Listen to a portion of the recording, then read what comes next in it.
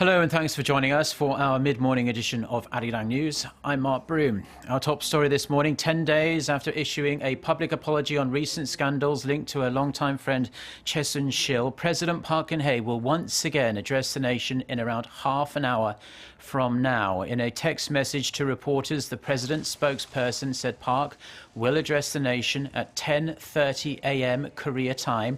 No further details were released, but it will likely include her vision of how the government will run going forward. It's expected she'll say the new Prime Minister nominee, if approved by the National Assembly, will mainly be in charge of domestic affairs, while Park herself will focus more on foreign affairs. Also hotly anticipated, her stance on rising calls to undergo investigation to clarify to what extent Choi was allowed to intervene in state affairs. We'll be bringing you live coverage of the speech right here on Arirang TV a bit later on.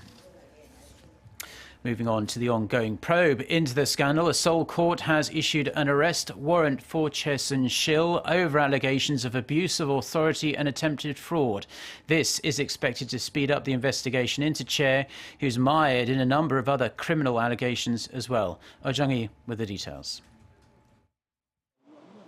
Choi Soon-sil is arrested only 4 days after she returned to Korea from Germany. Seoul Central District Court decided late Thursday night to validate an arrest warrant for President Park Geun-hye's longtime confidant at the center of an ongoing abuse of power scandal. 2 charges: being an accomplice of former presidential secretary Ahn Jong-beom in abusing official authority and attempted fraud. Choi is accused of using her connections to the president to pressure conglomerates into making massive donations to 2 government-linked foundations and then funneling funds into a paper company for her own benefit.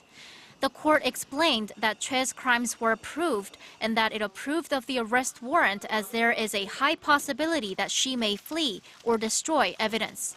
From this point on, Choi will stay in a detention center and follow through with the warrant execution process. This comes after state prosecutors and Choi had a hearing session on Thursday.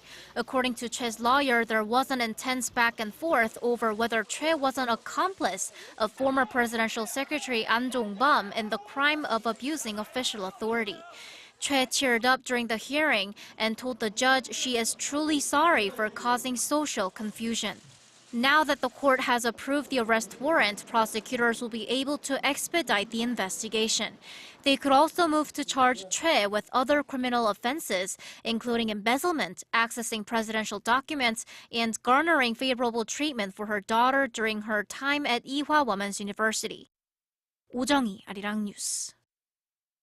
Staying with the probe, Korea's state prosecution will request an arrest warrant for Ahn Jong-beom, former presidential secretary for policy coordination.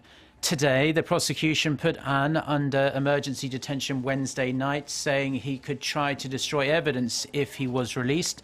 The prosecution has to decide whether to file an arrest warrant within 48 hours of detention.